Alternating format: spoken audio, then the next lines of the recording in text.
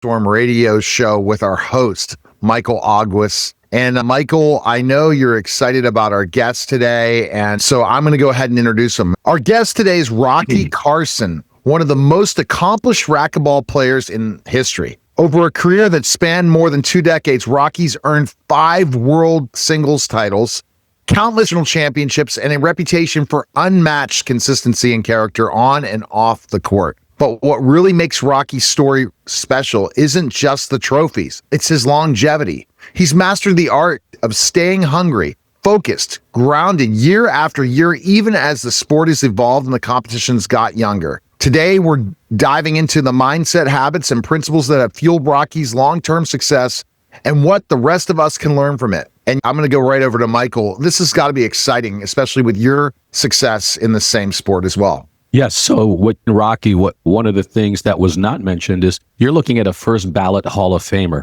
in his chosen sport, and probably the most prolific doubles player in all of racquetball history, indoor and outdoor. Racquetball players all over the world know his name. His face is all over rackets. If you ever go and buy a racquetball racket, you'll likely see something with Rocky all over it, even racquetballs, right? So in the past, I've seen that, but all of that pales in comparison when you know the man, because he is a genuine gentleman, very giving, man of God, and someone who truly inspires others just naturally without even trying. And that's why, for me personally, I consider him a close friend. When I need prayer, I'll text him. He knows that he could do the same with me. We've known each other for over 22 years, and I know this man very well, and I'm grateful that he's in my life. We appreciate it. Thanks for joining us. So, Rocky, I'm really excited about this. I guess if you're going to be a Hall of Famer, you're one of the real deals in this sport, and I'm going to learn things today for sure about racquetball. Rocky, when you first picked up a racket, did you ever imagine your career would last this long? And what was your mindset as a young athlete starting out? Picking up the racket the first time, it was more or less a babysitter, I think, for myself. My parents owned athletic clubs. That's what they did. They were owner-operators. And so for myself as a young kid, I was just around the clubs, and that was their way of keeping me occupied so I wasn't getting in trouble in childcare and stuff, because I was rambunctious. I had all the energy, and it was an opportunity for them to let me burn some energy, but get on the court. And as the years developed and I got to 6, 7, 8 years old, they could see I was obviously excelling in multiple sports, but racquetball being one of them. And it allowed me to start playing tournaments. And from there, I had some success and it rolled into an opportunity to play professional racquetball. I don't think that I remember too much about knowing much about the pros until I was probably 14 or 15 years old. But even younger than that, I recall your dad was telling me how absolutely competitive you were. Rocky, as a young child playing against men who were advanced players, he hated to lose. And his dad said I'd have to calm him down sometimes. Now, is that true, Rocky? I may have been kicked off the court a few times for my attitude, maybe breaking some rackets. I definitely am extremely competitive, whatever it might be. If we're playing checkers, if it's a racquetball match or whatever it is, I definitely want to win. But it was one of the things my dad really had to work on with my attitude and how to deal with winning and losing, and how to act like a gentleman on the court, because I don't think that comes too naturally to me. That's why you have that success, because you're hungry. And that's the biggest thing I think that people need to look at, is having that mindset for the success, which we're going to talk about more in this podcast. You've stayed at the top of racquetball for over 2 decades. More than that. More than that. Okay, more than that. I guess 3 decades? Am I correct? He broke into the pro tour in, 97? I think I graduated high school. Yeah, I graduated high school, had some opportunities with basketball. It wasn't going to be great, but it was going to be fun, and go to school and play ball.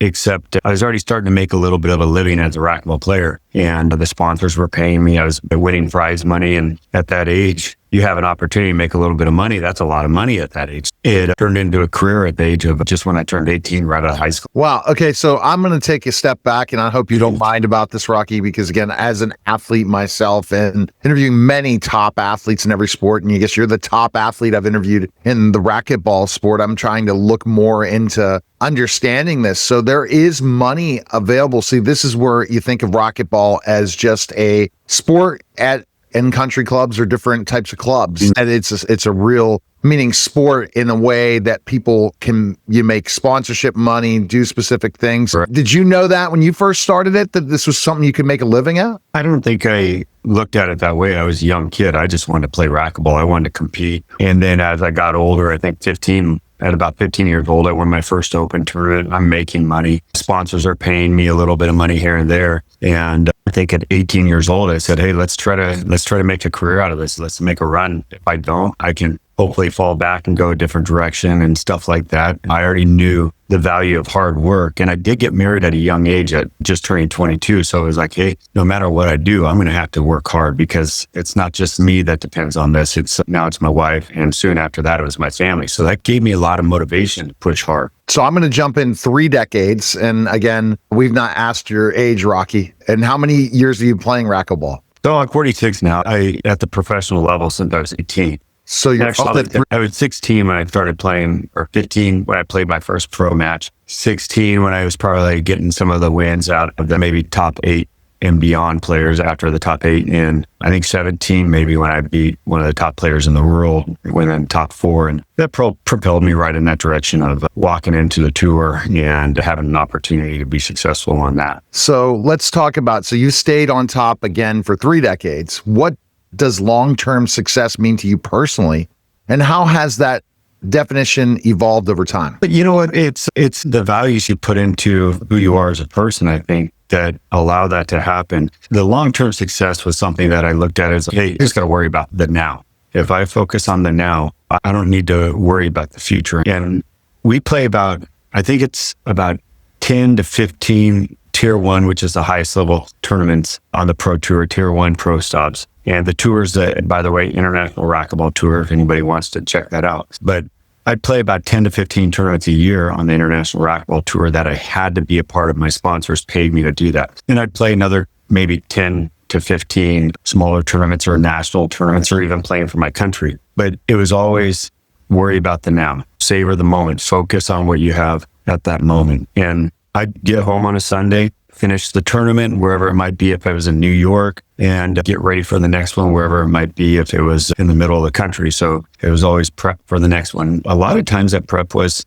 just resting and stuff. If I'm having a good tournament the weekend before, it's like, all right, I got to get my body ready for the next week, and I got to get my mind ready. So everything was about, hey, focus on the now. Don't try to get carried away and focus into the future. And so I think that would be a big part of it, savoring that moment, whether it's on the court or off the court.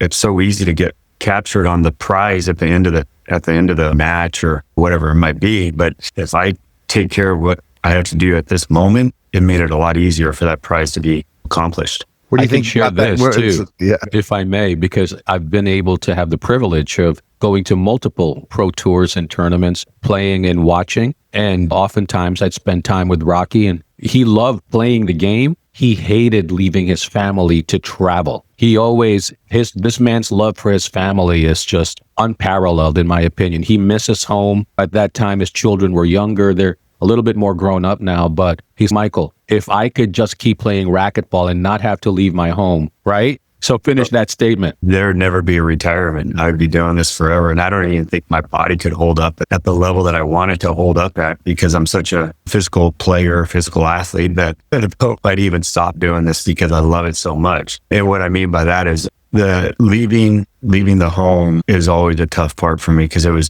so often. It was something that I was doing once a month. It wouldn't be a big deal. But I savored and I look forward to summer coming, because I knew our summers, our off season, I wouldn't have to travel as much. I'd be home with my family. Not only that, my kids at a young age were out of school. So I had so much good time to spend with them. But at the time, our pro tour ran a lot like what the school year runs like.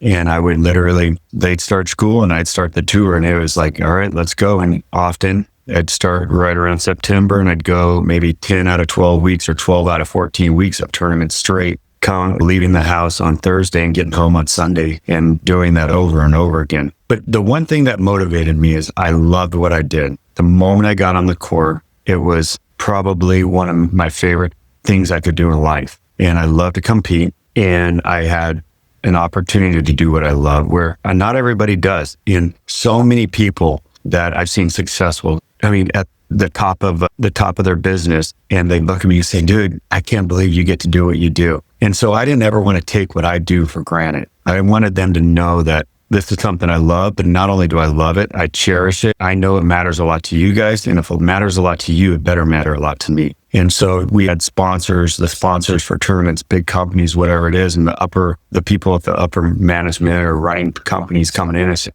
can't believe you get to do this for a living. So I never wanted anybody to think I take it for granted. And that was one of my favorite things to do, is once I got to that tournament and I'm competing, is to do it at my best. And I may have had attitude at times, but I did love it. I did love it.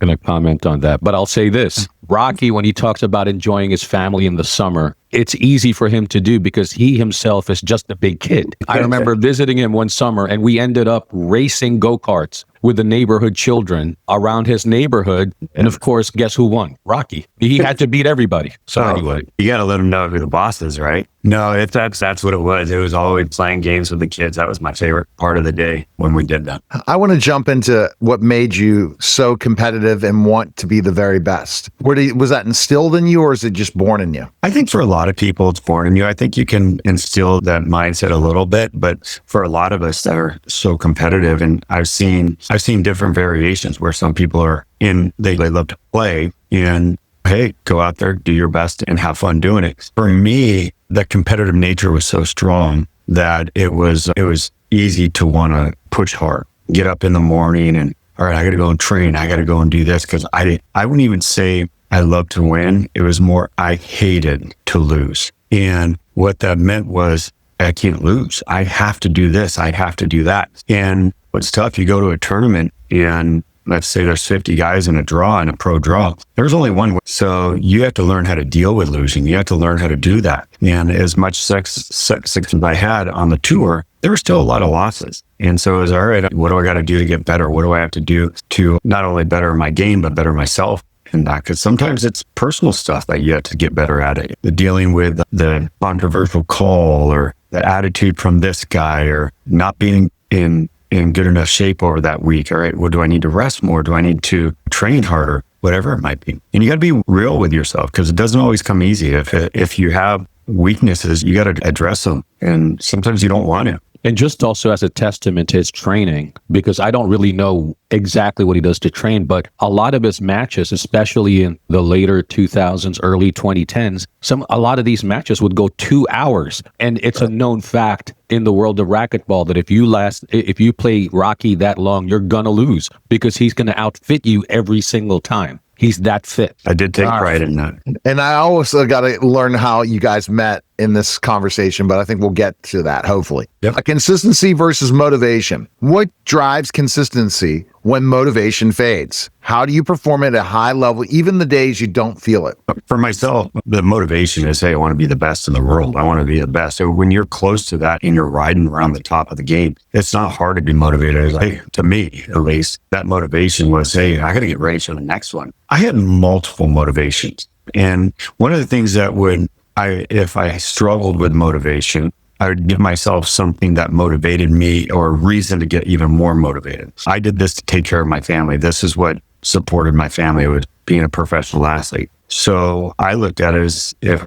we're competing, you're trying to take away not only from me, but you're taking away from my wife and my kids. And we got an issue with that. That's easy to motivate me. I can find ways to motivate me. I might even look at you and say, I can't even believe this guy's like this. In my mind, I'm saying that if I'm at home and I got to get ready for a tournament, I'd find things, hey, what do I got to do to motivate myself to get on the court today? Because I've been on the court over 10 hours over the weekend. I got to get back on the court today and work on this serve, or perfect that, because I was 4 on that this last weekend. So I would get out there and stuff, but the hate to lose was probably the biggest motivation to me at a young age. And then knowing that I had other people counting on me was easy to get motivated for after that. The consistency aspect, I believe, probably comes in time as you get to know who you are as a player, as you develop the understanding of how to win, how to create, I don't know what best would be, is create something that is going to become a consistent, successful weapon on the court. If that means mentally I'm this way and physically I'm this way and this. The more I realized how to win at that pro level, and how to, I like to say, put pressure on my opponents, because I looked at it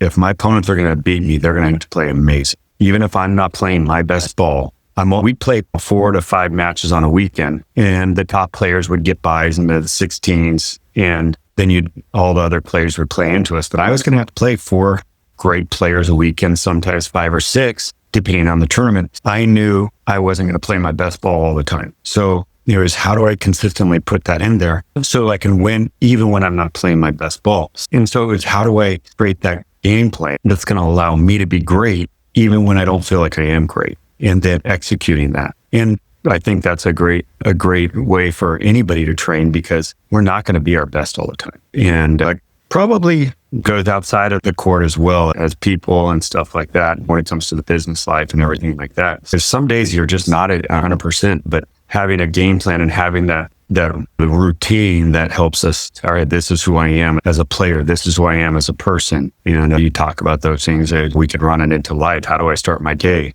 Prayer, reading, stuff like that. So you develop that consistency of doing that. And I think that's one of the cool things I love about sports, is it can teach you how to do better in life, I think, as well. I believe that goes back to my days as a college basketball player, played football, and also professional wrestler. Even though that's entertainment, I learned in certain ways of a routine, a procedure, and how important it is when an athlete retires, how that's difficult for them, because they're used to their lives being scheduled. You're traveling from one building to a next building. You go and train at this time every day. You do specific things. And when that gets thrown off in your life. So, Michael, I wanted to point out to you, Michael, the way you do everything in your life is the same way, meaning like you have a routine, procedures, organization, Michael, in everything Absolutely. you do. So you're looking at specifically how you play racquetball, to how you do business, to how you do family. There is a procedure and routine to it that's structured. And what Rocky was just talking about, not being at your best, that was me yesterday. I knew I had 9 meetings set up. I was up very late the night before. My younger son had to be hospitalized. He hopefully should be fine, but up late, still recovering from this.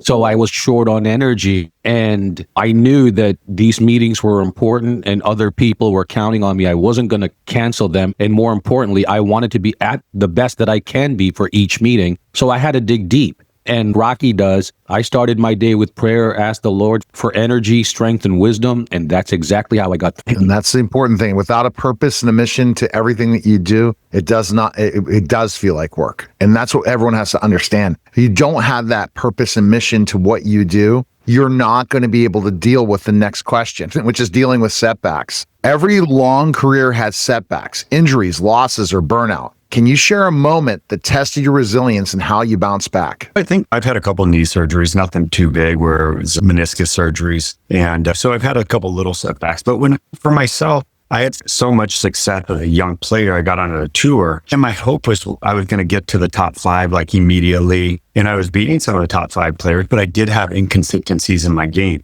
that I did need to fix, and I did need to do some corrections on and stuff. So as I played, and it was one of those things where I needed to make adjustments, I did look at this, why am I not having the success that I feel like I should when this guy's beating me or this guy's having success over here? I can do better than this. And so I had to be real with myself and say, all right, what do I got to do as a player? And those were changes I had to make in my game. I had to make some adjustment to forehand, make adjustments to my game planning, or what I did as a player during the rally. What were the serves that I did? I don't need to be necessarily who that guy is, and I don't need to be who that guy is. I need to be the best version of me. And when you're young, you're still fighting yourself. And once I got to about the age of 24, I really started having consistent success. But it was, hey, I got to look at who I am really as a player on the court, and how do I make it the best version of me? So when I was younger, I was trying to be this guy, and then the next time that guy. And that setback was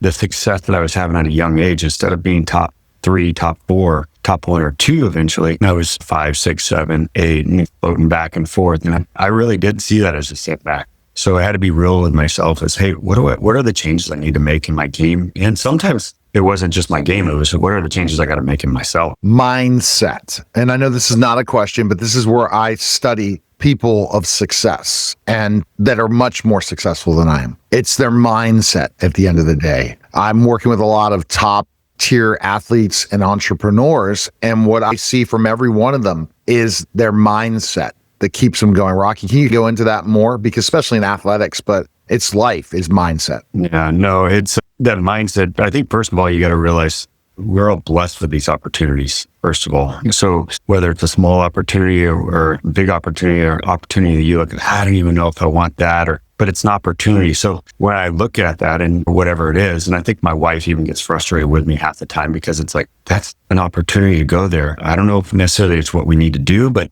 let's keep the door open. But I look at that and I say, if I got an opportunity to do something and do it well, I want to go out there. I want to hammer down on that thing. I want to make sure that I'm doing it at a high level. So for me, as a professional athlete, that mindset was, hey, you know what? I have a lot of people counting on me. I enjoy what I'm doing. Never take it for granted. Just go in there and be the best you can. And so I don't think I think a lot of people would probably look at me, oh, it's easy to have that mindset of, hey, I want to be the best in the world in a sport. Because we're playing a sport and we're getting paid. A lot of people, I think, look at that as, hey, that's easy. And it was for me. It was. Hard part was the travel. That was the hard part. So it was like keeping that mindset through I don't want to say depressed aspect of it, but keeping that mindset strong of what I got to do when I'm having to do things that I don't really want to do.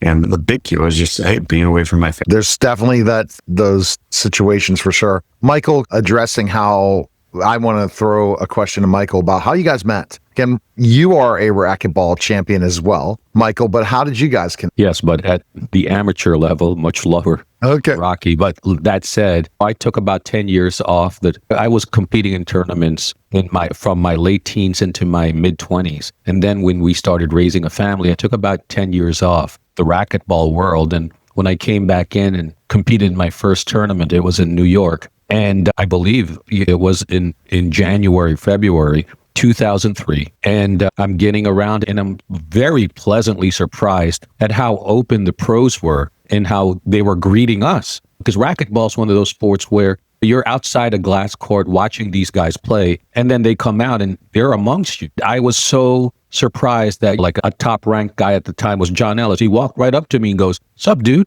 I'm like, and then I eventually see Rocky and John playing in the semifinals. It was a war, I think it was a 5-gamer, and Rocky barely lost at that time. But I noticed his sponsors, he was wearing certain types of clothing in there that were different from racquetball players. And so I was like, we're your sponsors because I want to buy from them. And he started talking to me and I said, oh, you're in Southern Cal. I said, I go there all the time. He goes, next time you're around, give me a call. And we'll set it up. The guys will come out and we'll play outdoors in Huntington Beach. And so I'm like, okay, I did. And that's how everything started. The power of networking. So Rocky, what did you think of Michael? See, I like putting this part of the podcast that you guys didn't expect. So what did you think when you first met Michael? I have been blown away since I met this man.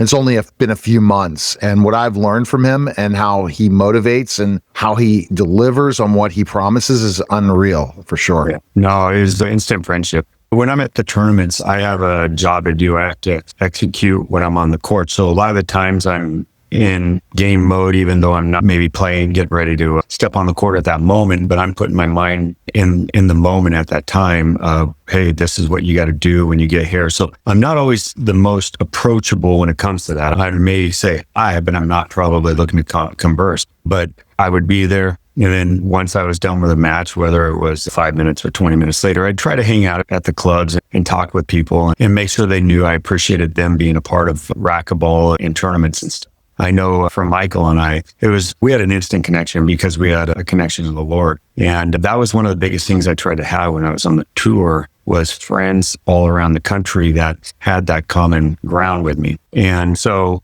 we had that. He made the effort to reach out to me when he came out to California. And since then, it's just been, hey, when do we get to hang? And it was one of my favorite things, or probably my favorite thing to do, was hang with Michael when I'd come out to New York for the pro stops, because we knew if we had one night out of the weekend, we were going to go and try to hit up the city. And it might start at 10 o'clock, which my bedtime is usually 9. And we'd roll all the way till 3 and eat our way through the city and stuff. Oh, man. So that was always, Neil, we ate all it of was New York always City. one of my favorites. Little Italy. Oh, my goodness. It was so many memories of doing that. So for me, I was blessed to have a friend that cared about me like that. He didn't just care about me as a player, but cared about me as a person. And that was very evident from the beginning. It's amazing to get to know Michael more and more every day, and his trusted people, that what makes Michael. We're learning this in $1 Million Minutes. So we've been mentioning this, but before we go to the faith family focus, mentorship and learning. Who are the biggest mentors and influences in your career, and how has that affected your work with the next generation? For myself, obviously, my father. My mother and father raised me in the Lord. But to go with that, I think sometimes you got to go and simplify things in a lot of ways. I was a competitive person. I wanted to play sports, whether it was racquetball or basketball, baseball, tennis, whatever it was. I wanted to be great at it. I wanted to be the best at it. If we were on the court, I didn't care. I wanted to win. So my dad had to instill a lot of just basic laws in my life, because I didn't always have the best attitude when it wasn't going my way. I'd break a racket. I'd get kicked off the court. He would make sure that if I'm getting on the court, you got to ask those guys getting back on the court, hey, do they even want you back on the court? Ask them, did you apologize? Because he made me treat other people the way that a man would treat them, even when I was 7, 8, 9, 10 years old, because that was what he wanted me to become. 3 very basic principles he started with me at a very young age. And we would have breakfast all the time together. My grandma and my dad and myself would go out to breakfast. And often the talks were in the mornings, because we were morning people. And when it didn't go my way the night before, I didn't want to talk to you, Dad. As he'd be trying to drill these things. Can we save it for tomorrow? But it was the law of reciprocity, or the golden rule. You get what you get. And much if I give you a smile, you're probably going to give me a smile back. If I come in and I cheat you on the racquetball court, probably you're going to cheat me back. If I give love, you're probably going to give some love back. If I punch you, you're going to punch back. So the law of reciprocity, it's not foolproof. It doesn't always go the way you think it's going to go, but it is a good, strong value that we can have in our life, because we can use that all the way throughout life, whether it's on the court or off the court, and family, and anything we do. The law of perseverance, anything that's worth something is going to be hard to go and work for. So you better have endurance to work for it. And that endurance is what keeps us going for a long time. And the law of perseverance is going to be key, because it's easy to give up. It's easy to do the things that we want to do, but not always easy to do the things we don't want to do, or when it's not going well. And then the law also too, I noticed that law in particular, I see that at the micro level when you're playing, that you're persevering, and you could see some of your opponents over your career. It's like visible what they give up within the match. Little tells, so to speak, but that's pretty cool, because I've seen that in action. Yeah, I definitely wanted anybody that was getting ready to play a match with me to feel, you know what, they're going to have to go longer than they've ever gone before if they're going to win this match. Hey, I'm hoping I can win this quickly, but if you're going to win, you better be the best you for 2.5 hours tonight. And can you go for 2.5 hours at that high level? At that level. So that's what it is. I looked at that and I said, hey, I want to make sure if anybody's prepared, I'm prepared better than you are. That's how I looked at that. And that might be, hey, I can be able to last longer than you sometimes. So for listeners and people watching this podcast, what Rocky just shared is gold. Preparation is all within your control. And that's what you could focus on, the things you can control. Preparation is one of them. That's something I take a lot of pride in. Do everything you can, even though you've done it 1,000 times. Rocky has hit forehands probably in the millions of times right now, but he's still working on it. One of the things my dad really instilled in me was the law of use. We're all given gifts, but if we don't use it, we lose it. And whatever we do, if you have a gift that you feel like you can take advantage of that we've been given, use it, develop it, make it great. Because if you don't use that gift, you're not going to grow it. And if you're not using it, you lose it. So go out there, be the best you can with whatever it is. And that's in all aspects of life, not just in sports, but in everything. So he thought at a young age, that athleticism I had, that I could probably go pro in a couple different sports with that. And he goes, hey, all the time, if you don't use it, you lose it. As a parent, I get talked to a lot. Hey, how do you talk to your parents? How do you work with your son with sports or this or that? I can tell you what my dad did was great, and I used it from that. But for kids that want to be great at something, my dad gave me the opportunity. He said, hey, Rocky, I think I was 13, maybe 4. I'll let you treat racquetball as a job, or I'll treat racquetball as a job for you if you treat it as a job. 1 to 2 days a week, you're probably going to decrease in your skills. It won't be much growth. 3 to 4 days a week, you're going to hold steady, maybe grow a little bit. 5 to 6 days a week of working hard at it, you're going to grow. You treat it as a job, I'll treat it as a job. It's up to you. And he gave me the choice to be great at it.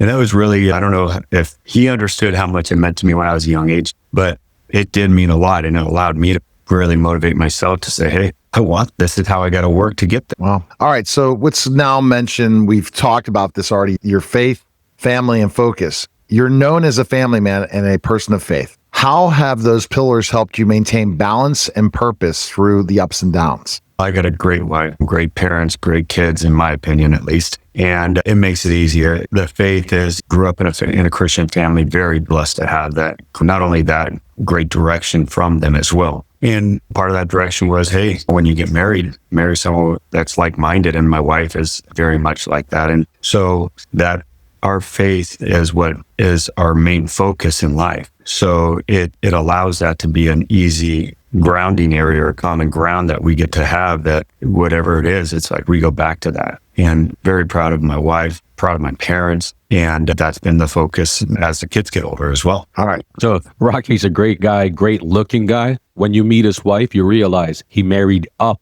In spite of all that, he still had to go upwards to marry this woman. She is a special woman for sure. Yeah, and it's crazy because I was, as an individual athlete in a niche sport or a small sport, it's not easy to make a living. And I was able to play a sport and not only take care of myself, but take care of my family with that. She allowed me to be the best player that I could be. She took care of all the things that happened off the court. When it came to contracts, I really didn't look at stuff. I knew roughly what it was about. I had other people that handled it for me, but she handled that for the most part. When it came to flights or it came to reserving hotel rooms, I don't know if I've ever bought a flight, reserved a hotel room, rented a car myself. But every weekend, I needed that stuff and they were taken care of. So she allowed me to be the best version of me when I didn't have to, when I had all these other things that I had to get on my table.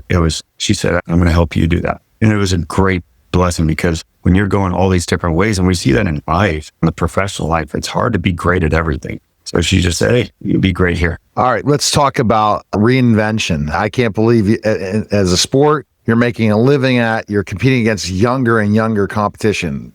This is where the real impressive thing comes to play. In a sport like racquetball, where younger athletes keep coming up in the rankings, how do you adapt your game and mindset to stay competitive year after year? For myself, that would be the competitive nature was right there. So it was like, all right, what do I got to do to win? I understood, I broke everything down fundamentally as probably what you'd call like a racquetball nerd or a racquetball geek, in the sense of if I can break fundamentals, no matter it's you or me, we all have strong fundamentals as great players. So if I can figure out fundamentals to certain things, I was able to break those down. I could figure out what you and anybody else was going to struggle with. So it came down to, if I can make it hard for you to do one thing or two things, I'm going to attack you in those ways as an athlete or as a player in the game. And I'm going to make you beat me in those ways. And if I can do that consistently, no matter who you are, you're going to have to be great in a way that you're probably not as comfortable. My goal was to figure out the fundamentals and break them down. I knew we have fundamentals in life. It comes down to fundamentals as when I'm growing up, I'm doing all these basketball camps and keep your elbow in when you're shooting and your head up and this and that. When it comes down to racquetball, it's the same thing on your forehand or on your backhand. We have to have great fundamentals on execution. Then it came down to foot. And who we are as people is our foundation. We build ourselves up. The footwork in any sport is usually that foundation of who we are as a player, whether it's a basketball player or whatever it is. In racquetball, if I could break down your footwork, I was able to break you down as a player. So I would always attack the foundation of who you are as a player. And I don't think a lot of people saw it that way, but that's how I saw it. I had never heard that before, ever. And in racquetball, you have your forehand, you have your backhand, just like in tennis.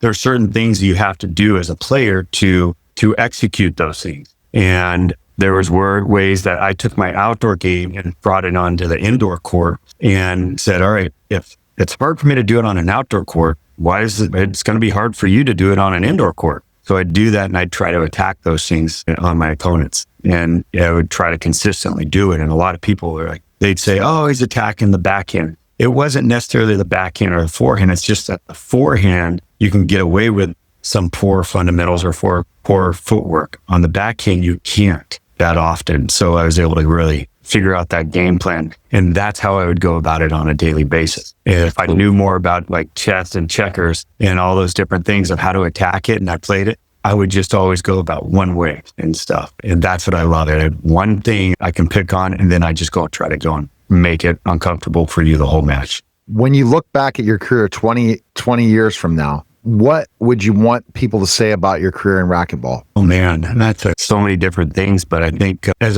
an athlete, I haven't thought too much of that in a lot of ways. Obviously, I competed at the highest level and I was a serious competitor, but often I was told, hey, Rocky, you need to get more physical. You need to go and pick on these guys a little bit in the sense of go bump them around. You know what? I wasn't always the best. I didn't always have the best attitude, but I want them to I would love to be looked at as, hey, you know what? He competed at just the most amazing level and he glorified the Lord doing it, because it's easy to freaking lose it. And I did it often. I just freaking, all right, come back to life, come back to court and get your head back in it. But I tried hard to compete in a way that glorified the Lord. I tried. I didn't always do it great. I was such a competitor. I'd let the competitive nature in me take over sometimes. It's difficult when the whole people all around the world are watching you live, and to keep it together when you're getting some of those calls, it's very challenging, but you know what? It's cool because you're right. Your attitude is, I get to play the sport that I love, so I got to keep it together. And you just go ahead and you see specifically, where do you see the sport going? Yeah, so like in where you're carrying that baton in certain aspects, where do you see it going? So it's tough. I'm going to have some people walking around here in a second. I don't hear it at all, so don't worry. All right, good. All right. You know, where I see the sport going in the future is getting a regrowth or resurgence. COVID really put a damper on it. It closed down the courts over a period of time. And a lot of people have played other sports when they don't have that, they go to other sports. I'm starting to see that resurgence of a lot of those players coming back. So I'd love to see more growth in it and more courts being built and stuff. But we got a lot of work to do as an organization. You're seeing in Latin America, in certain parts of Latin America, but I'd love to see that in the country. Tournaments are coming back. I'm actually putting on a tournament here in Southern California, and I'm really looking forward to that part of it. It's going to be the Players Championships in April, and it's a celebration of the players, but it'll have all the pros, top pros there, and it'll be one of the biggest tournaments of the year. So I'm really excited about that part. For myself, not only do I want to be able to compete at the game at the highest level, but I want to lead the game in the best scenario I can. So hopefully that resurgence keeps growing and we get more and more players coming back. And it's a hard sport to duplicate. The physicality plus the strategy, it's an individual sport.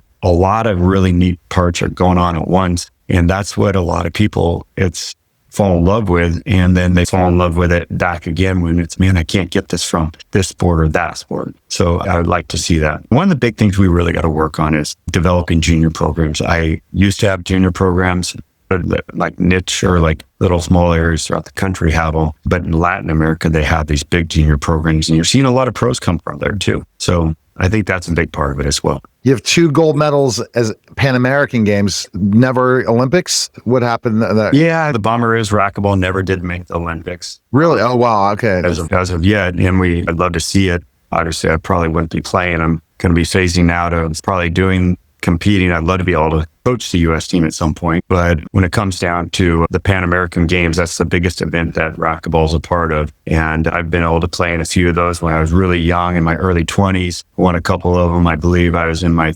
30s. And some of my favorite events I've ever been to. If you ever have a chance to go to the Pan American Games or the Olympics, it's special because you're seeing the best athletes in their sport in the world. And not only are you doing that, you're seeing all these different sports and competitions and stuff. And for an athlete, we're in the sports village, and we're actually, a lot of times our venues might be next to another venue. So I get to watch it, but not only that, we're amongst each other when we're hanging out. And I enjoyed so much getting to know the other athletes and what made them great, and studying them as a competitor, all those different things and seeing what their life was about. I really enjoyed getting to know those things about other people, especially athletes that were competing at the highest level in whatever their discipline was. All right. We should keep that pitch that the racquetball needs to be an Olympic sport. That's I would it. love that. Yeah. So what is that? Hey, didn't squash like? just make it? What's that? I didn't squash, just get in. Squash is going to be a trial sport this next year. So yes, it's the Olympics. So see how it goes. And I'm excited to see that. And I had a couple friends saying, hey, you should try to go to squash and make the Olympic team. First of all, I'm 46 years old. these guys, they're disciplined to be the greatest in the world, but there's no chance. I'm playing a sport that is in essence the 100-yard dash, and they're running a mile. Those rallies are long rallies. I could play at an open level squash, maybe even some lower tier pros and be maybe somewhat competitive. But when you get to the top of the game, those guys are amazing. They put so much time and effort to be great at what they do. You don't just go in there, just compete. They would dust me. And I'd look at my friends and said, I'd go and embarrass myself the first moment I got on there. And then you'd understand why I'm not. All right. So let's talk about advice for the next generation. For anyone chasing long-term success, whether in sports, business, or life, what one piece of advice would you give to help them go the distance? But for myself, I think foundational fundamentals is going to be what's great. What on a daily basis is going to allow us to be great. We're talking about consistency and putting our routine, but we have to know what we need to do on a daily basis, the short-term goals to the midterm and long-term goals. You got to understand what I need to do as a person to be great. And that's what we need to do. And so that's what it was about for me. Hey, today I have this to do to take care of business.